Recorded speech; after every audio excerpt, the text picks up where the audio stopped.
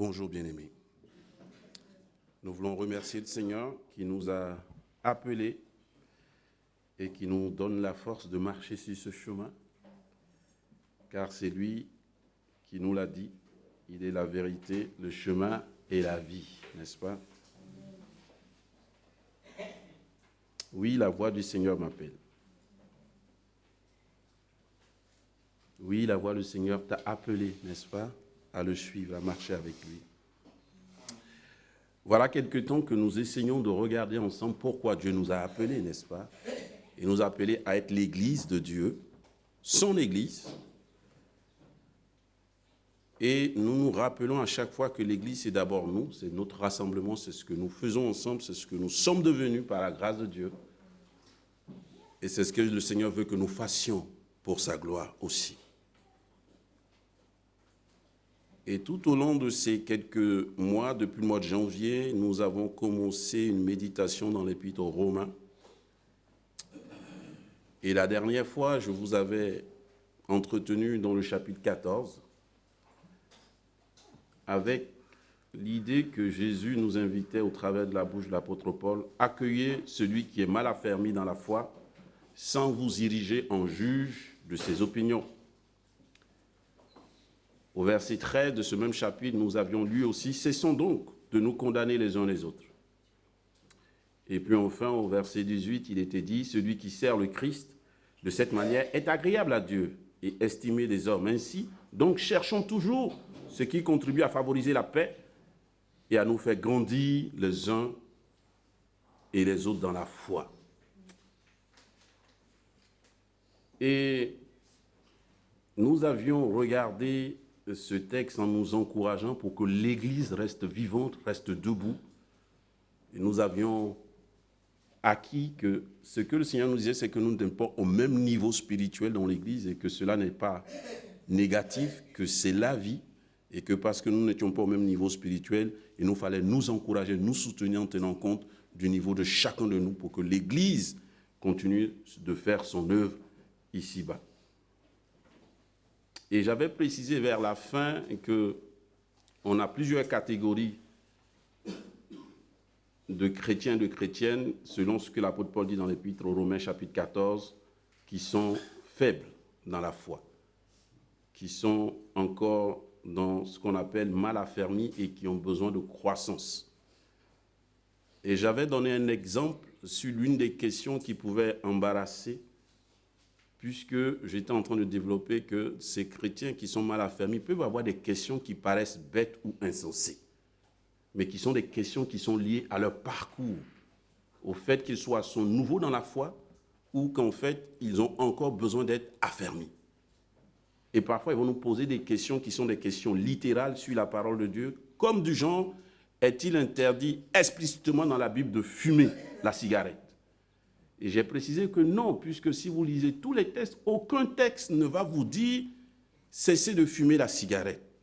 Donc, de répondre à ce frère de façon sage en lui disant « oui, il n'y a pas de texte qui le dit », c'est une certitude. Et que cette question était posée par un frère qui était lui-même anciennement fumeur et qui, pendant sa conversion, sinon après sa conversion, et je ne l'ai pas précisé peut-être, a rechuté dans la cigarette. Et je donnais cet exemple vite fait à la fin, sans donner beaucoup de détails, mais j'étais en train de vous dire que dans la marche chrétienne, ce n'est pas parce qu'un chrétien est en lutte avec quelque chose qui n'est pas chrétien. Et que beaucoup de chrétiens convertis, parce que c'est Dieu qui convertit, ce n'est pas nous, mais qui peuvent être en lutte avec des choses. Et que justement, l'Épître aux Romains, chapitre 14, dit justement, ceux-là font partie des gens qui sont mal affermis, qu'il faut prendre soin et pas les juger, mais les accompagner parce que cet état n'est pas un état définitif. Ils doivent progresser. Mais si nous les jugeons, ils ne vont pas progresser. Ils vont se mettre à l'écart. Ils vont se sentir condamnés. Et c'est ce que j'essayais d'expliquer avec cet exemple de la cigarette. Je suis un ancien fumeur et Dieu m'en a délivré. Je dis merci Seigneur parce qu'il a préservé ma vie pour qu'elle dure un peu longtemps. Parce que la cigarette, c'est une certitude. Et j'ai précisé que même l'autorité administrative et publique reconnaît que c'est un danger de santé publique. Donc on ne peut pas, si on est chrétien, cautionner la cigarette. Mais cela veut dire qu'aussi si un frère a ce combat, il ne faut pas le juger. Il ne faut pas le condamner en disant « parce que tu fumes encore, tu n'es pas chrétien ». Vous savez, il y a des tests qui sont plus durs que ça. Hein? Il y a 2 tests qui sont notamment plus durs que ça. Il y a un test dans Timothée, un test dans l'Apocalypse qui dit « les menteurs n'hériteront pas le royaume de Dieu ». Dieu seul sait des fois quand nous mentons. Hein. Dieu seul sait des fois quand nous luttons avec nos mensonges. Hein. Dieu seul sait. Si Dieu devait tenir compte du nombre de fois où moi j'ai menti, je serais déjà détrôné par lui. Je peux après m'excuser, je n'ai pas menti exprès, la condition faisait que j'étais obligé de mentir. Tout ça n'enlève pas que c'est quand même un mensonge. Et que le texte dit, les menteurs n'hériteront pas le royaume des cieux.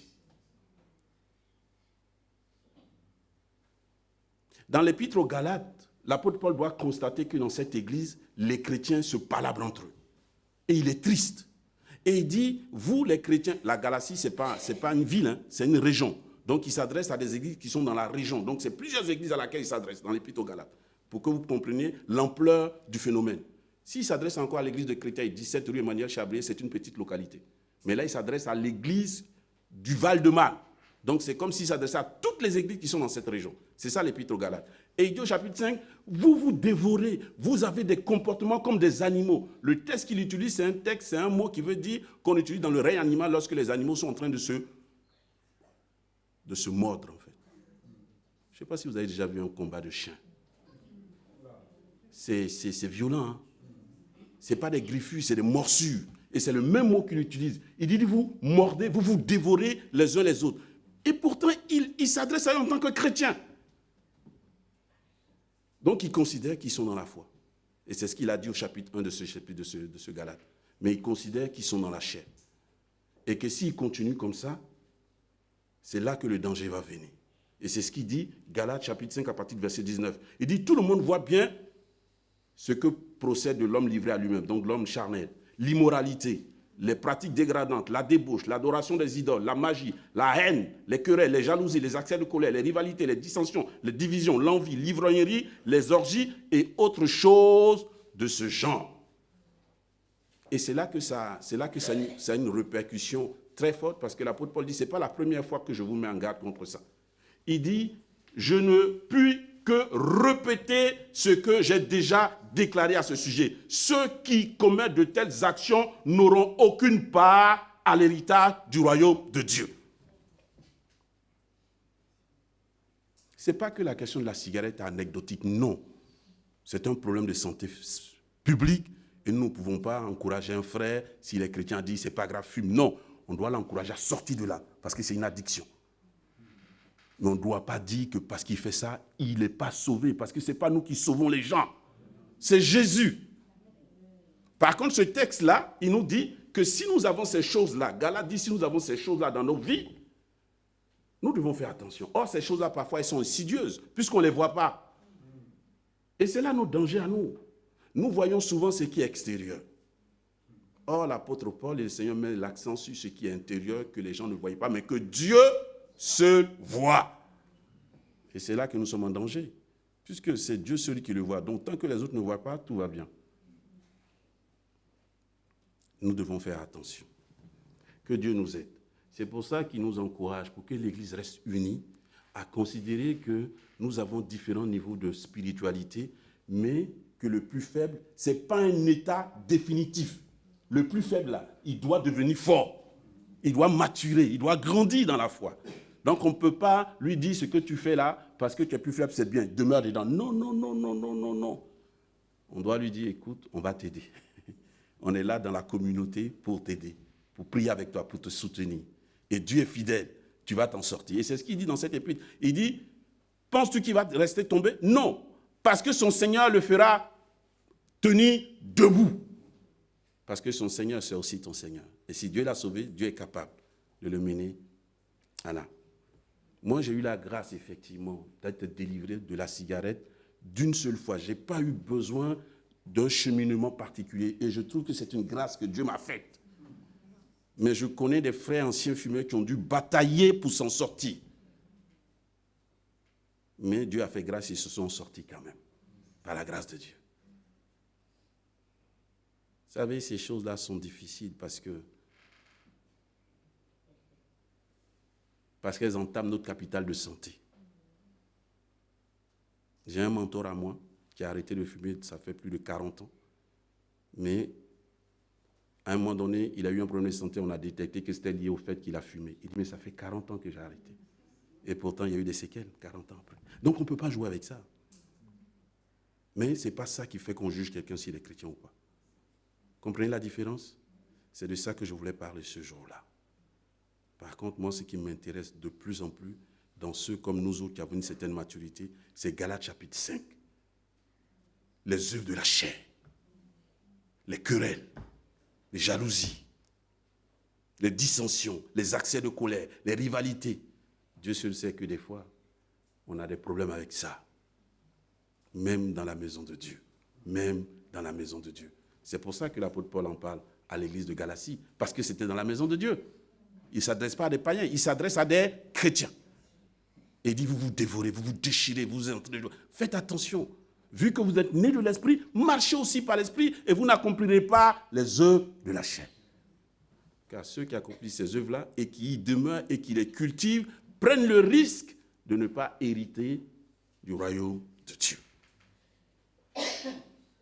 Par contre, le fruit de l'esprit, c'est l'amour, la joie, la paix, la patience, l'amabilité, la bonté, la fidélité, la douceur, la maîtrise de soi.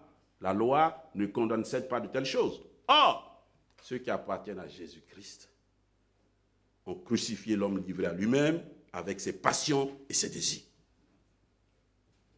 Puisque l'esprit est la source de notre vie, laissons-le aussi diriger notre conduite. Et c'est là que nous avons à travailler, les bien-aimés. Nous sommes sauvés par grâce. Nous ne sommes pas sauvés par nos œuvres. L'Épître aux Éphésiens dit, c'est par grâce que vous êtes sauvés au moyen de la foi, afin qu'aucun de vous ne se glorifie, parce que c'est Dieu qui agit en nous. Et nous, on peut dire alléluia, parce que Christ est mort et il est ressuscité. Il est mort pour nos péchés. La Bible dit que lui qui était sans péché, Dieu l'a fait pécher à cause de nous. Isaïe dit, il a porté nos meurtrissures, nos salissures, nos péchés. Et c'est malheureusement ça qui lui a fait dire à la croix, Père, Père, pourquoi m'as-tu abandonné? Parce qu'il portait le péché de l'humanité et Dieu, le Père, ne peut pas. Parce que Dieu est saint. Dieu ne pêche pas. Dieu est saint. Et pourquoi il est ressuscité? Il est ressuscité parce que lui-même, il est sans péché. Parce que la Bible dit que le salaire du péché, c'est la mort. Donc, c'est nos péchés qui ont fait que Christ est mort. Mais pourquoi lui, il est ressuscité? Parce qu'il était sans péché. Donc, la mort ne pouvait pas le retenir. Il dit, mort, où est ton aiguillon? La Bible dit qu'il a triomphé publiquement de l'ennemi de la foi. Il a trimballé un spectacle. Et désormais, l'acte qui nous condamnait a été déchiré. Parce que Christ est notre délivrance. Alléluia. Et Jean 3,16 dit que Dieu a tant aimé le monde qu'il a donné son Fils unique afin que quiconque croit en lui ne périsse plus, mais ait la vie éternelle. Et c'est un don de Dieu. Vous savez, nous qui sommes là, nous sommes des privilégiés. Ce don-là, Dieu nous l'a présenté et nous avons répondu oui par l'action du Saint-Esprit en nous. C'est un privilège.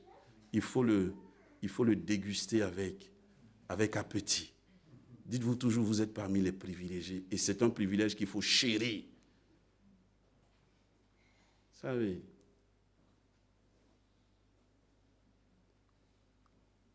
des fois, et j'aime répéter ça, mais des fois que je sois dans le métro avec tous ces gens autour de moi, comme la dernière fois encore ce mercredi, j'avais envie de crier dans ce métro, mais faites attention à vos vies, quoi. Parce que si vous n'avez pas Jésus, tout ce que vous faites là, c'est vain. J'ai envie de crier ça, parce que je vois les gens sans Dieu. Et en même temps, le Saint-Esprit m'a donné de voir que j'ai une grâce, que moi j'ai été touché et j'ai compris. Mais c'est une grâce, Serge. Je dis merci Seigneur pour cette grâce-là. Merci Seigneur pour cette grâce-là. Qu'est-ce que je vais en faire? Ne savez-vous pas que vous êtes le temple de Dieu Ne savez-vous pas que vous êtes le temple de Dieu et que l'Esprit de Dieu habite en vous? C'est ce que nous allons regarder pour les quelques minutes qui sont devant nous. Vas-y, s'il te plaît. Je vous invite à lire en Corinthiens 3. Nous reviendrons tout à l'heure pour terminer avec le chapitre 15 de Romains. Mais regardons, pour répondre un peu à la fin de ces messages sur Romains 14, dans la question de faible et fort, dans la question de qu'est-ce que nous devons choisir, comment nous devons marcher, l'apôtre Paul, dans une autre épître, nous parle un peu de cela. 1 Corinthiens chapitre 3, partie du verset 10, selon la grâce de Dieu qui m'a été donnée, j'ai posé le fondement comme un sage architecte et un autre bâtit dessus. Mais que chacun prenne garde à la manière dont il bâtit dessus. Car personne ne peut poser sur ce fondement, ne peut poser un autre fondement que celui qui a été posé, savoir Jésus-Christ. Or, si quelqu'un bâtit sur ce fondement avec de l'or, de l'argent, des pierres précieuses, du bois, du foin, du chaume, l'œuvre de chacun sera manifestée. Car le jour la fera connaître parce qu'elle se révélera dans le feu. Et le feu éprouvera ce qu'est l'œuvre de chacun. Verset 14. Si l'œuvre bâtie par quelqu'un sur le fondement subsiste, il recevra une récompense. Si l'œuvre de quelqu'un est consumée, il perdra sa récompense. Pour lui, il sera sauvé comme au travers du feu. Ne savez-vous pas que vous êtes le temple de Dieu et que l'Esprit de Dieu habite en vous? Si quelqu'un détruit le temple de Dieu, Dieu le détruira. Car le temple de Dieu est saint et c'est ce que vous êtes.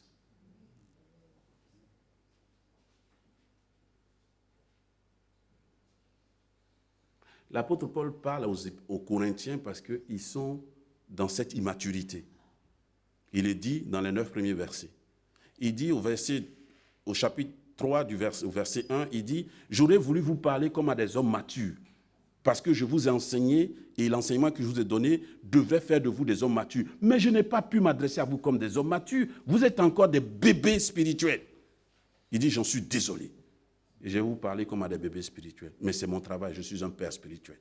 Donc je vais continuer mon travail de père vis-à-vis de vous. Et moi, ça me touche parce que l'apôtre Paul ne dit pas « vous êtes disqualifiés de la foi ». Il dit « vous n'êtes pas à la maturité où vous devez être. Mais mon travail, c'est de continuer de vous encourager à la maturité. » Et c'est là qu'il dit ça. C'est là qu'il nous donne ces 17 versets. Vas-y, s'il te plaît. Il nous encourage à réfléchir. As-tu reçu Jésus-Christ dans ta vie? As-tu reconnu à un moment donné de ta vie que tu étais pécheur, pécheresse et que le sort qui est lié au pécheur, aux pécheresses, c'est la condamnation éternelle, c'est l'enfer? As-tu reconnu cela? As-tu reconnu selon l'Épître aux Romains chapitre 3, 23 que tous sont péchés, sont tous privés de la gloire de Dieu? Et que tu faisais comme moi partie de ces gens-là? Que Dieu nous aide. Nous avons besoin de regarder cela. Amen.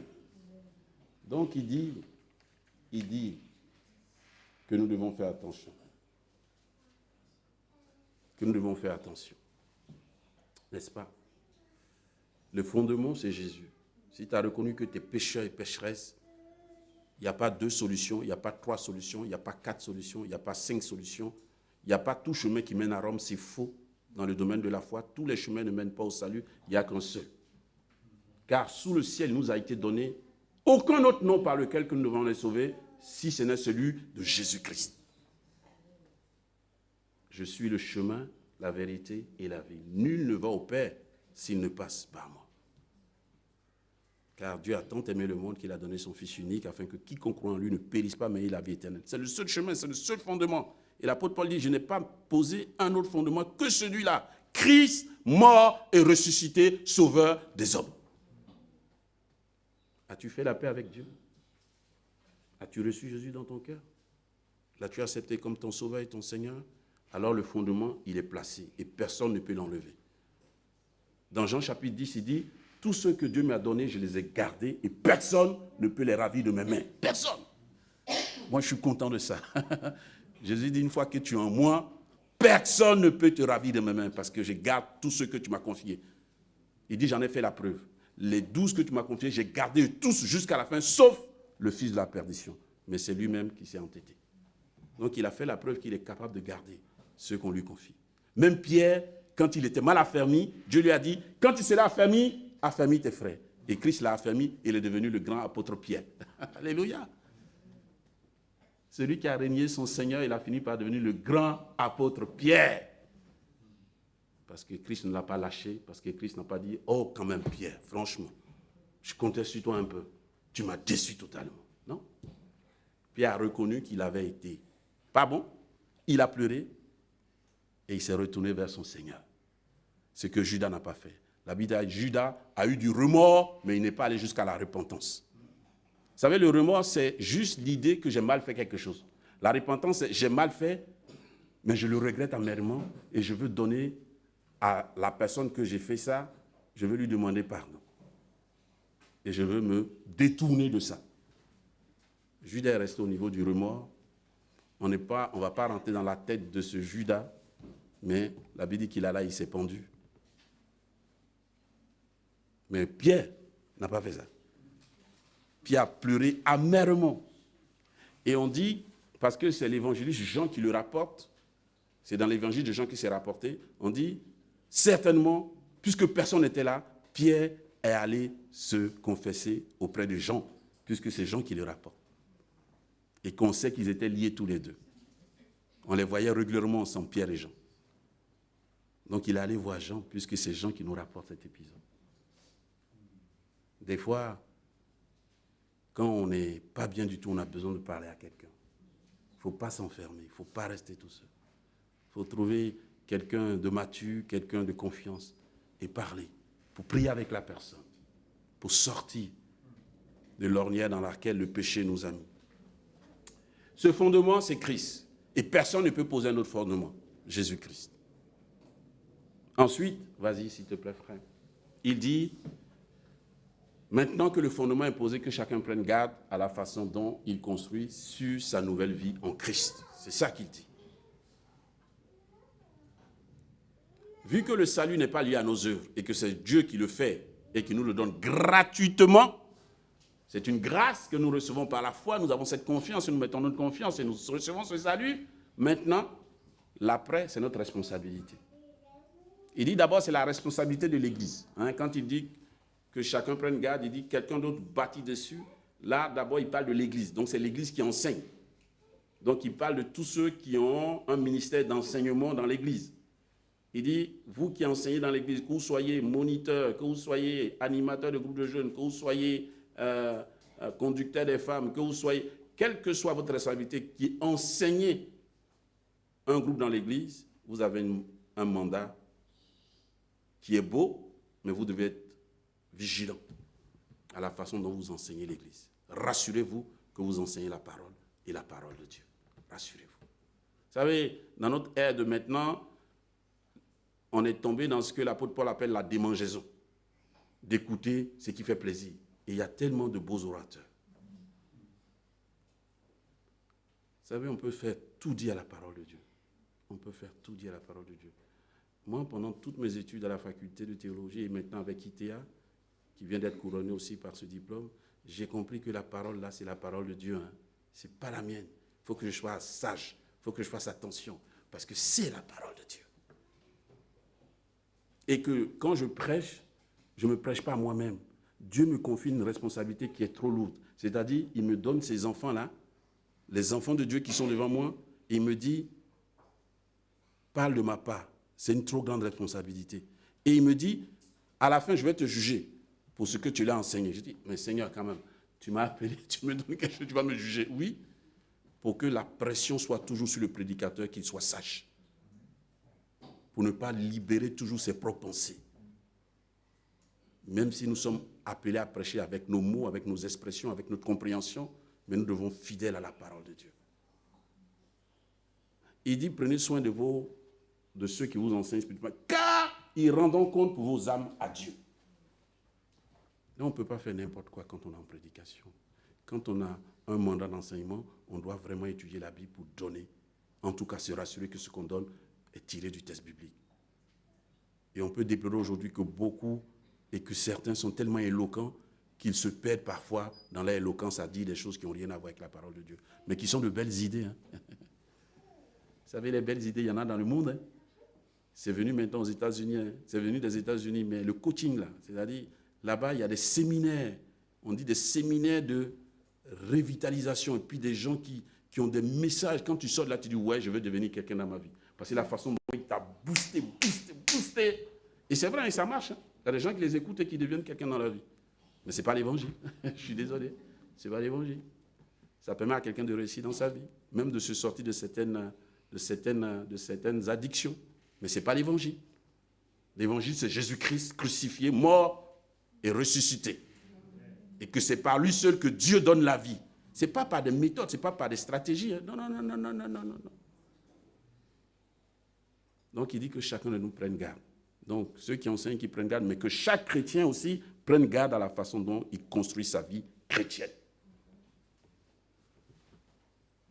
Chaque chrétien né de nouveau doit faire attention à la façon dont il comprend et met en pratique les enseignements de la parole de Dieu. C'est ça Jésus. Jésus, c'est un fin pédagogue. Il dit à chaque fois que celui qui a des oreilles, c'est ça il dit. Et puis après il va dire, le plus important, ce n'est pas d'écouter. C'est ce que tu vas faire avec ce que tu as écouté. C'est ça qu'il dit. Ça, c'est ma traduction, mais c'est ce qu'il dit. Parce qu'il dit, heureux l'auditeur qui n'est pas un auditeur oublieux. Et après, il prend la parabole des constructions. Il dit, vous savez, quand les gens ils m'écoutent là, Jésus il est fort. Il dit, quand vous m'écoutez là, voilà ce qui se passe. Il y en a, au lieu de fonder leur écoute, qui va être la pratique de ce qu'ils ont entendu, ils sont un peu légers. Ils sont comme des gens qui ont fait quoi? Qui ont construit sur le sable. Ils ne sont pas allés en profondeur. Ils n'ont pas testé cette parole, ils n'ont pas mis en pratique, ils n'ont pas travaillé plus profondément. Donc ils sont comme des gens qui ont construit sur ça. Il dit le vent s'est déchaîné, l'eau a débordé. Ce qu'ils ont bâti est parti. Mais il dit celui qui m'écoute attentivement et qui prend celui de dire non seulement j'ai écouté, mais je veux mettre en pratique. Quoique cela me coûte, est comme celui qui a bâti sur le roc. Le vent s'est déchaîné, l'eau a débordé, mais la maison n'a pas été emportée. Elle a résisté. Heureux celui qui écoute pour pratiquer, dit Jésus. C'est pour ça que l'expression « heureux ceux qui gardent mes commandements » en hébreu, ça veut dire, et en grec, ça veut dire celui qui écoute pour pratiquer, pas juste celui qui garde. Garder, ça peut vouloir dire tu connais ça dans ta tête, mais ça ne sert pas à grand-chose. Ce que nous comprenons doit se décliner dans nos vies. Et nous sommes tous en chemin, les bien-aimés. C'est ça le chemin de la maturité, c'est-à-dire on est en chemin. Puisqu'on est en chemin, on a des marges encore de croissance. Et c'est ça que tu dois te dire. Tu dois encore grandir. Je dois encore grandir. Dans la foi chrétienne, il n'y a pas d'anciens combattants. C'est-à-dire le combat, il n'est jamais derrière nous. Le combat, il est toujours là, tant qu'on est vivant.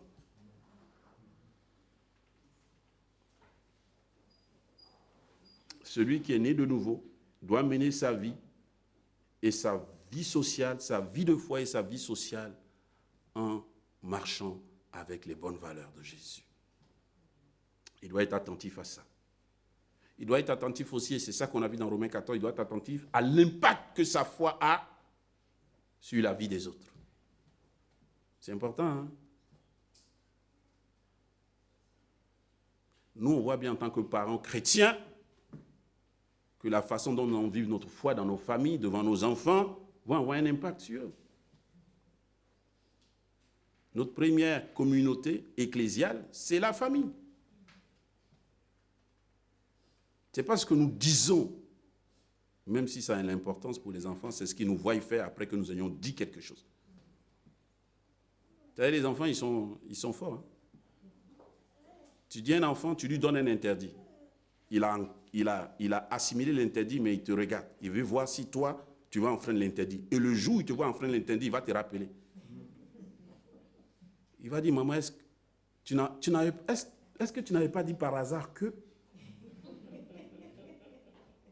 Et tu lui dis, mais pourquoi tu dis ça? Il te rappelle le jour où tu lui as dit ça. Et puis tu dis, mais pourquoi? Il dit, mais c'est pas... J'ai l'impression que c'est ça que tu es en train... Quand ils sont plus petits, ils sont directs. Quand ils sont plus grands, ils sont nuancés. Et quand ils deviennent jeunes adultes, ils ne vont pas te le dire. Mais ils vont le penser fortement. Jusqu'à ce que tu te poses avec eux et qu'ils aient l'occasion de te le dire. Tu dis, ok, on en reparle. Que Dieu nous aide. Nous devons prendre acte que notre foi a un impact. Ça ne doit pas nous faire peur, parce que c'est un bon message, n'est-ce pas? Ça doit nous encourager. On parle des influenceurs, n'est-ce pas? Hein? Sur la toile, les influenceurs. Et les gens se battent à coups de j'aime pour être des bons influenceurs, pour avoir des... Nous, on doit être des influenceurs pour Jésus. Mais ça doit être naturel dans notre croissance. Amen. Ça veut dire nos limites, nos défauts. Mais c'est nous, ça. Mais on n'est pas figé dedans. On va grandir. On va évoluer. On va progresser. On va maturer par la grâce de Dieu et par l'action de son Saint-Esprit. Donc, il dit, prenez garde à la façon dont vous bâtissez. Et il dit, il y a certains matériaux qu'il faut visiter dans ta façon de construire ta vie en te disant que vers la fin, Dieu va juger le matériau avec lequel tu as construit ta vie. Ce qui est un peu effrayant dans ce texte, c'est que c'est à la fin que Dieu va juger. Donc il nous en parle maintenant pour que nous soyons vigilants.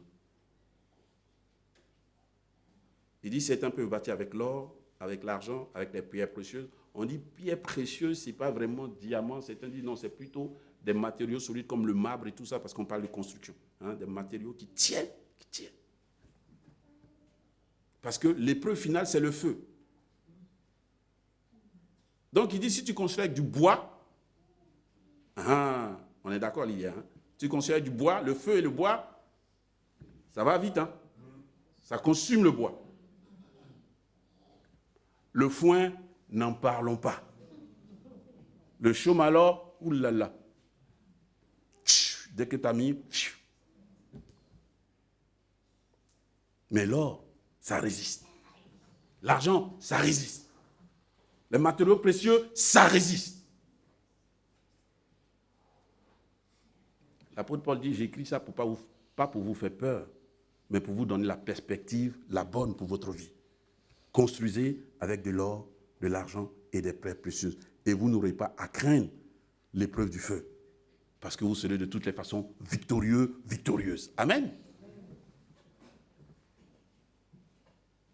Vas-y, s'il te plaît.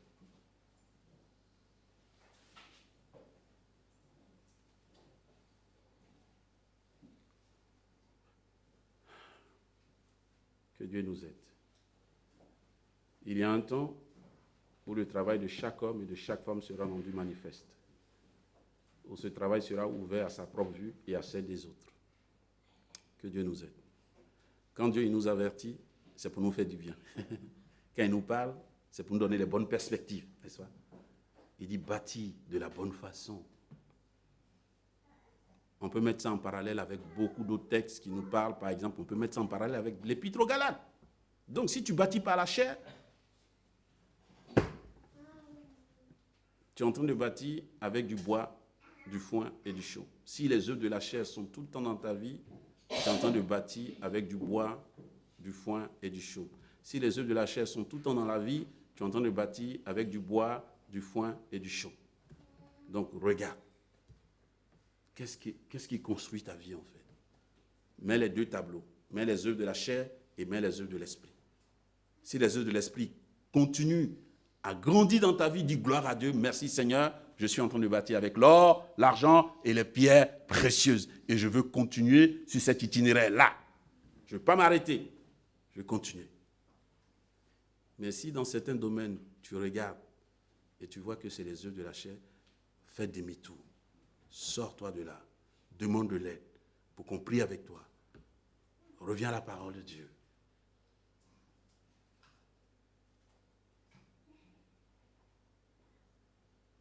Nous sommes trop précieux aux yeux de Dieu. Les enfants de Dieu sont trop précieux à ses yeux. C'est vrai, hein? En fait, Nous tous qui sommes parents, nos enfants sont tous précieux à nos yeux.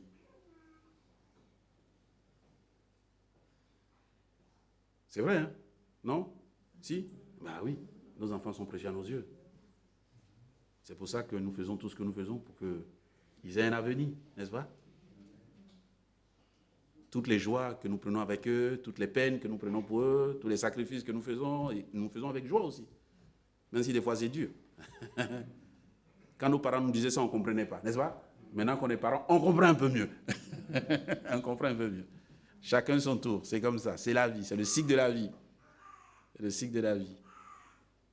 Et quand les parents disaient, on fait ça pour vous, ce qu'on te dit là, c'est pour ton avenir. Les réprimandes qu'on te fait là, c'est pas pour nous, c'est pour toi. Tu dis, oui, d'accord, mais quand même, ça me fait mal, oui. Mais c'est plus tard que tu comprends. Tu dis, heureusement qu'ils ont fait ça. Waouh. Heureusement. Mais oui, mais des fois, tu dis, bon, ils n'auraient pas dû peut-être, voilà, ils auraient pu utiliser un autre moyen, mais c'est trop tard, ce moyen-là, ils l'ont déjà utilisé contre toi. Non, ils l'ont utilisé pour toi, pas contre toi. Et c'est ce que Dieu attend de nous, les bien-aimés. On est précieux à ses yeux et ne nous lâche pas. Il ne nous dit pas, tout va bien. Non, non, non, quand ça ne va pas, il nous le dit aussi. Il dit, quel est le père? Ça, c'est Jacques qui va le dire. Il dit, quel est le père qui aime ses enfants, qui ne les corrige pas? Il dit, si quelqu'un fait ça, c'est que ce n'est pas ses enfants. Mais si c'est les enfants de quelqu'un, il ne peut pas regarder ses enfants aller dans le trou et dire, c'est bien mon fils, vas-y. C'est pas possible. Pas possible. Pas possible. Et moi, j'aime cette image, je ne sais plus si c'est un missionnaire, je ne sais pas qui l'a pris. Il dit, tu viens déguiser le couteau pour découper ta viande et tu as fait un détour et l'enfant de 5 ans est rentré dans la cuisine, il a pris le couteau. Et tu lui dis, vas-y mon fils. Non? Tu t'empresses pour lui récupérer le couteau de façon adéquate pour ne pas qu'en forçant, il y ait... Voilà, c'est ce que Dieu fait. Parfois, on prend des choses, on croit que c'est bien. Dieu dit non, ça, c'est pas bien. Ça va te faire du mal. Mais il cherche le moyen pour qu'on comprenne. Nous, on est comme des grands enfants. Quand ils nous arrachent, on pleure. Seigneur, c'était bien, je ne comprends pas. Parce que sur le moment, on ne va pas comprendre. Sur le moment, même nos pourquoi, il ne va pas y répondre. Et ça nous fait plus mal. Mais avec la maturité, avec le temps, on dit, ah, j'ai compris. Ah, je comprends pourquoi ça m'est arrivé il y a 2 ans. Ah, je comprends pourquoi 6 mois en arrière, le Seigneur n'a pas permis ça. Mais c'est après on comprend, parce que Dieu, il est un pédagogue, il a le temps pour lui.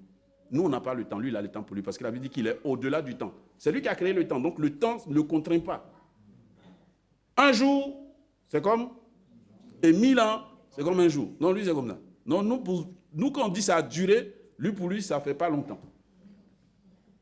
Mais il tient compte de ça parce qu'il sait qui nous sommes. Bien-aimés, Dieu ne veut pas que ce jour soit un jour où nous soyons jugés sans récompense. Dieu veut que tous ses enfants soient récompensés. Et Jésus nous a donné plein de paraboles pour nous encourager. La parabole des talents, toutes ces paraboles qu'il nous a données, c'est pour nous encourager parce qu'il veut nous récompenser. Il veut être fier de nous. Il veut pouvoir dire, le jour où tu vas le retrouver, bon et fidèle serviteur, passe à ma droite. Tu as bien travaillé pour 5, je t'en donne encore 10. Ouais. Et je vais terminer sur cette session avec ça. Nous qui sommes des humains dans la vie d'aujourd'hui, aucun de nous ne peut se satisfaire d'une condition sociale passée. Ce n'est pas possible, puisque nos besoins augmentent, les besoins de nos familles augmentent. Donc, nous cherchons à acquérir un peu plus pour faire face aux besoins qui croissent. Donc, on est toujours dans une dynamique d'avoir des choses qui nous permettent, à l'étape où on est aujourd'hui, de pouvoir faire face à nos besoins. Quand on était hier, maman, Caroline et moi, on était mariés tous les deux, on avait les besoins d'un couple tous les deux. Quand on a eu un enfant, on a eu besoin d'un peu plus, puisqu'il y a un enfant. Quand on a eu 2 enfants, on a eu besoin d'un peu plus, parce qu'il y a 2 enfants. Quand on a eu 3 enfants, on a eu besoin d'avoir un peu plus, parce qu'il y a 3 enfants. Spirituellement, c'est pareil. Si vous ne vous convenez pas qu'à chaque fois que vous allez grandir, vos besoins spirituels grandissent et que Dieu veut vous récompenser, vous allez rester comme des bébés spirituels. Et vous allez être sauvés comme au travers du feu. Parce que vous n'allez pas construire avec des choses qui résistent. Parce que vous allez vous contenter que de votre salut. Vous allez dire, moi je suis sauvé, ça me va comme ça. Oui, tu seras sauvé de toutes les façons, mais ce n'est pas la bonne croissance, ça. C'est dommage. C'est ça que Dieu dit dans ce texte. C'est dommage. C'est dommage que tu vas être sauvé comme au travers du feu. C'est dommage. Ce n'est pas la croissance normale. Ce n'est pas la croissance normale. Donc tu dois chercher à grandir dans ce que tu fais pour Dieu avec des matériaux qui sont de l'or, de l'argent et des pierres précieuses. Vas-y, Eric, s'il te plaît.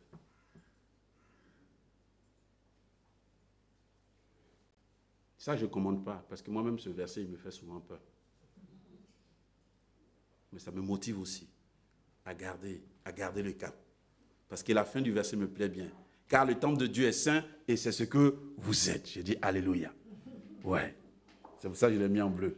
Le temple de Dieu est saint et c'est ce que vous êtes. C'est-à-dire, Dieu, il a investi en moi. Il a pris acte que je suis son enfant et que comme lui, il est saint, moi, je suis saint. Et c'est ce qu'il attend de moi. Ça me fait plaisir. Par contre, l'avertissement qu'il donne là-haut, il ne le donne pas forcément aux chrétiens en tant que tels. Il le donne à ceux qui ont la responsabilité de l'Église, à ceux qui enseignent. C'est ça qu'il dit. Mais on peut le prendre aussi pour chacun de nous en tant que chrétien. Il dit, ne savez-vous pas que l'Église est le temple de Dieu? Ne savez-vous pas que chaque chrétien est le temple de Dieu, mais que l'Église est le temple de Dieu? Celui qui fait n'importe quoi avec l'Église, Dieu risque.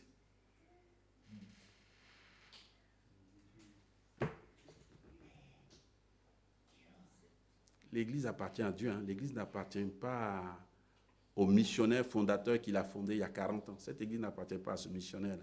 Parce que ce missionnaire, il a obéi à l'appel de Dieu. C'est Dieu qui l'a appelé à venir en France, c'est Dieu qui l'a appelé à venir à Créteil, c'est Dieu qui a appelé les premières familles à venir s'installer ici. C'est Dieu, c'est Jésus qui les a appelés. Mais nous pouvons être reconnaissants parce qu'ils ont obéi et qu'ils sont venus ici et qu'ils ont fait une œuvre pionnière. On peut être reconnaissant pour leur obéissance et pour le travail qu'ils ont fait. Mais cette Église, elle appartient à Jésus-Christ. Ce que nous en faisons aujourd'hui, rassurons-nous que nous sommes en train de faire quelque chose qui bénit Dieu. Nous qui sommes là aujourd'hui dans cette communauté. Et c'est ce dernier passage que nous allons regarder pour les 10 minutes qui sont devant nous. Romains chapitre 15, avec 3 grands aspects que nous allons regarder. Pour nous encourager à demeurer dans l'œuvre que Dieu nous a confiée comme l'apôtre Paul. Dylan, tu veux lire avec nous, s'il te plaît? Ouais. Nous qui sommes forts, nous avons le devoir de supporter les faiblesses de ceux qui ne le sont pas et de ne pas rechercher ce qui nous plaît. Que chacun de nous cherche à plaire à son prochain pour son bien, en vue de le faire grandir dans la foi. En effet, Christ n'a pas recherché ce qui lui plaisait, mais comme il est écrit, les injures de ceux qui t'insultent sont tombées sur moi. Or, tout ce qui a été écrit d'avance l'a été pour notre instruction, afin que par la persévérance et par le réconfort que donnent les Écritures, nous possédions l'espérance. Que le Dieu de la persévérance et du réconfort vous donne de vivre en plein accord, les uns avec les autres, comme le veut Jésus-Christ, afin que tous ensemble, d'une seule voix, vous rendiez gloire au Dieu et Père de notre Seigneur Jésus-Christ. Accueillez-vous donc les uns les autres, comme Christ vous a accueillis, pour la gloire de Dieu. Amen. Amen. Il y a une deuxième portion encore. Tu veux y aller, Eric, s'il te plaît? Ça t'embête de lire ou pas? Très bien. En ce qui vous concerne, mes frères et sœurs, je suis personnellement convaincu que vous êtes pleins de bonnes dispositions, remplis de toute connaissance et capables de vous avertir les uns les autres. Cependant, frères et sœurs, c'est avec une certaine audace que je vous ai écrit par endroits, comme pour vous réveiller vos souvenirs, et cela à cause de la grâce que Dieu m'a faite, d'être serviteur de Jésus-Christ pour les non-juifs. Je m'acquitte ainsi du service sacré, de la prédication de l'évangile de Dieu, afin que les non-juifs soient une offrande agréable, devenue sainte par l'action de l'Esprit Saint. Je peux donc me montrer fier en Jésus-Christ de l'œuvre de Dieu. En effet, je n'oserais rien mentionner si Christ ne l'avait pas accompli par moi pour amener les non-juifs à l'obéissance par la parole et par les actes, par la puissance des signes et des prodiges et par la puissance de l'Esprit de Dieu. Ainsi, depuis Jérusalem et en rayonnant jusqu'en Illyrie, j'ai abondamment propagé l'évangile de Christ. Je me suis fait un point d'honneur d'annoncer l'évangile là où Christ n'avait pas été annoncé, afin de ne pas construire sur les fondations posées par un autre. Mais comme il est écrit, ceux à qui il n'avait pas été annoncé verront, et ceux qui n'en avaient pas entendu parler comprendront. Amen. 3 accents pour nous en tant qu'Église de Créteil pour construire avec l'or, l'argent et les pierres précieuses. Mais pour toute église, l'évangélisation. L'évangélisation. Nous sommes invités en tant qu'église, comme l'apôtre Paul le mentionne là, à la suite des apôtres, à nous engager. L'apôtre Paul dit, je m'acquitte ainsi du service sacré de la prédication de l'évangile de Dieu, afin que les non-juifs soient une offrande agréable, devenue sainte par l'action de l'Esprit Saint. Il n'a pas cessé de sillonner toutes ces villes et ces villages pour annoncer cette bonne nouvelle aux gens qui n'étaient pas juifs, pour qu'eux aussi, ils se tournent vers Dieu et qu'ils reçoivent la grâce de Dieu.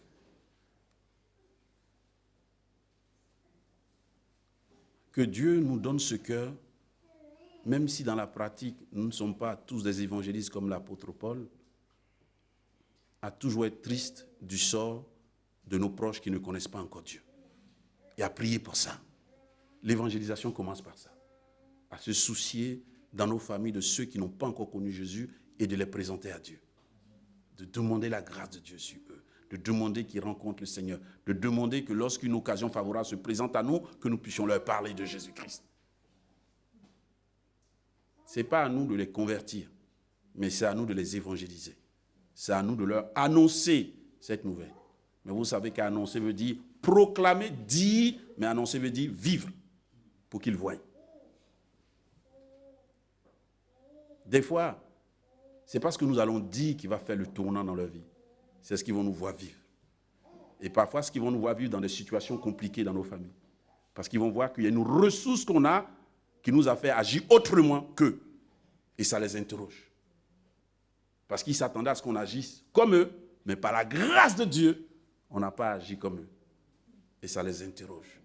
Ils disent, mais qu'est-ce qu'il a de plus? Pourquoi? Il aurait dû faire ça, il aurait dû parler mal, il aurait dû agir mal, mais il n'a pas agi mal, il n'a pas parlé mal. Mais quelle est sa force? Ma force, c'est Jésus-Christ. C'est le Christ dans ma vie, l'espérance de la gloire. Christ en moi, l'espérance de la gloire. C'est lui qui me transforme, c'est lui qui me donne les propos, c'est lui qui me donne l'attitude. Même quand ce n'est pas évident, je m'appuie sur lui. La voix du Seigneur m'appelle, prends ta croix et viens sur moi. Je réponds, Sauveur fidèle, me voici, je suis à toi. Jusqu'au bout, je veux te suivre. Dans les bons, dans les bons et les mauvais jours. C'est ça notre force. C'est ça l'évangélisation.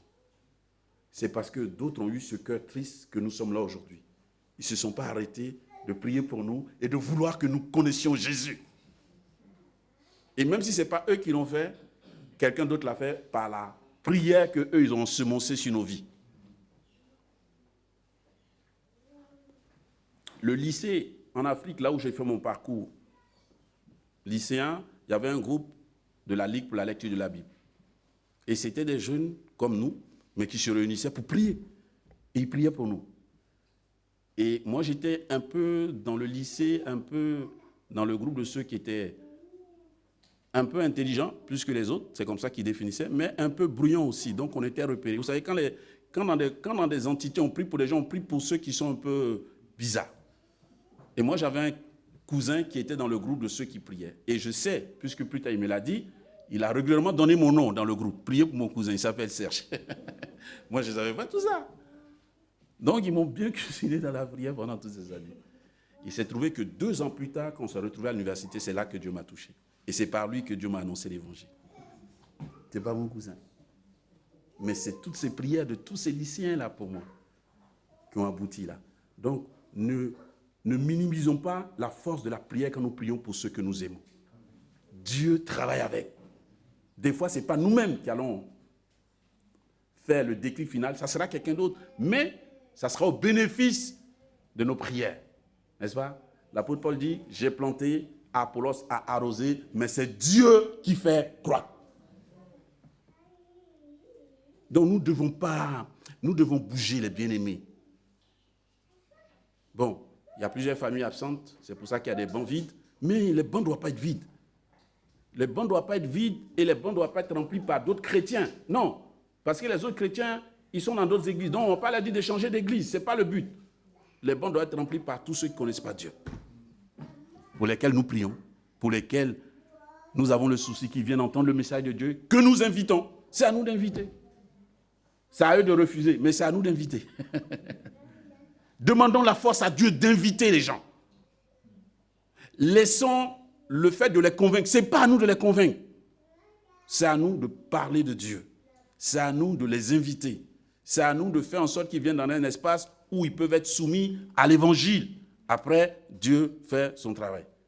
Moi, j'avais un combat comme ça, mais j'ai arrêté ce combat-là. Parce que parfois, il dit, mais le Seigneur, il est venu, mais il n'est pas resté. Le Seigneur dit, quel est ton problème? Il dit, mais mon problème, c'est que je voulais voir le résultat quand même. Il dit, le résultat m'appartient. Il n'est pas resté ici à Créteil, mais tu ne sais pas où il est. Il dit, c'est vrai. C'est vrai. Mais il est venu. Il a été soumis à l'évangile.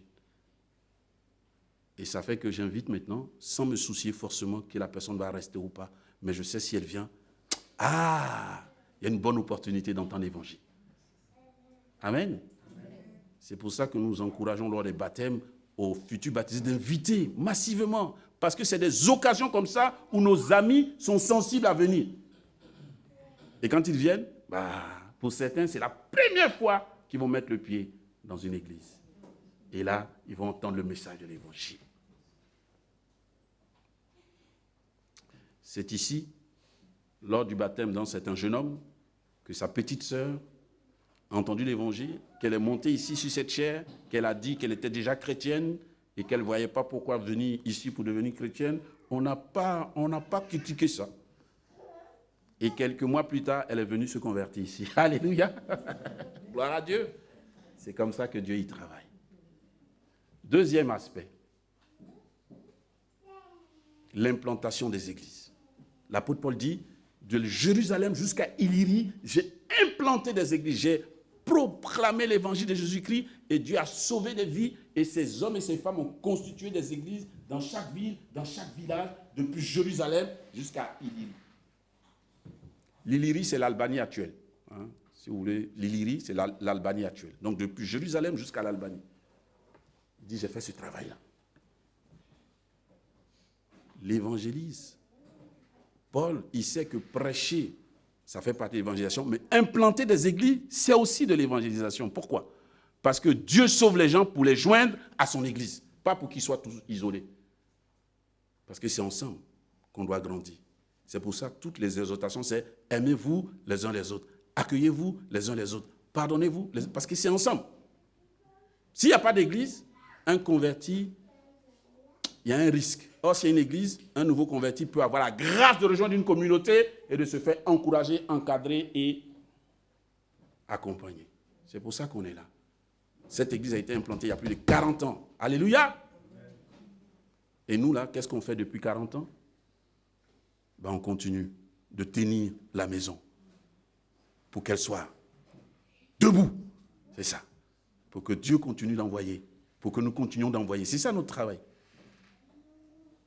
Mais nous soutenons aussi, on en parlera cet après-midi à l'AG, nous soutenons aussi des œuvres missionnaires. Puisque depuis 2017, nous sommes dans l'action avec la mission biblique, nous soutenons une œuvre, une église qui a plus de 1200 lieux de culte en Côte d'Ivoire, nous soutenons Haïti. L'année dernière, on n'a pas pu le faire. On va le faire cette année, on va faire une offrande le dimanche prochain pour soutenir. Parce que nous voulons aussi soutenir toutes ces œuvres qui travaillent au loin. Mais même ici en France, nous soutenons aussi d'autres églises de notre union d'églises. Chaque année, sur notre budget, nous soutenons des églises qui n'arrivent pas à payer leur pasteur totalement pour qu'ils puissent avoir un serviteur de Dieu, pour qu'eux aussi, comme nous, ils puissent résister, ils puissent être des églises qui tiennent bon. On en parlera cet après-midi. C'est pour ça que nous sommes là. Nous sommes en train de construire avec de l'or, de l'argent et des pierres précieuses. Nous ne voulons pas du bois, ni du chaume, ni du foin. Nous, on n'est pas là pour se prendre la tête entre nous, pour des palabres inutiles, pour des discours vains, pour des choses qui n'ont pas de sens. On n'a pas le temps pour ça ici. On a le temps pour que Dieu nous utilise, pour que des hommes et des femmes continuent d'adorer leur Dieu. Amen. Et qu'ils soient capables aussi de dire, il y a de l'espérance, Dieu veut sauver des vies. Et enfin, la dernière chose, c'est que quand une église est implantée, l'apôtre Paul n'implantait pas juste une église, il affermissait aussi. Une église doit être affermie, c'est-à-dire ancrée dans la parole, s'enraciner dans les Écritures, pour que les caractère soit transformé, changé, pour que les uns et les autres continuent de grandir, de maturer et que nous quittions tous l'état de malaffermi, l'état de chrétien faible pour aller chaque mois, chaque année un peu plus vers l'état de chrétien mature. Donc une église doit se soucier de ça, doit voir comment chacun progresse dans sa foi. Et c'est ce que nous essayons de faire ici, avec les groupes constitués, avec les femmes, avec les hommes, avec les jeunes gens, avec l'école de dimanche. C'est ce que nous essayons de faire, avec des programmes d'enseignement au cœur de chacune de ces entités, pour que chaque année une pierre soit mise, pour que chacun puisse progresser dans sa foi. Et il y a ce qu'on fait le dimanche, mais il y a ce qu'on fait dans les ministères particuliers. C'est ce qu'on fait avec le cours de croissance. Amen. Voilà les frères et les sœurs. Une exhortation pour nous encourager ce matin à bâtir avec l'or, l'argent et les pierres précieuses dans nos vies individuelles, mais aussi en tant que communauté chrétienne. Nous devons nous donner pour que cette église-là continue de vivre, pour que Dieu continue de travailler, attirer des hommes et des femmes, des jeunes et des moins jeunes, et nous permettre à nous aussi de garder la foi, de persévérer. Que le nom de Dieu soit béni. Amen.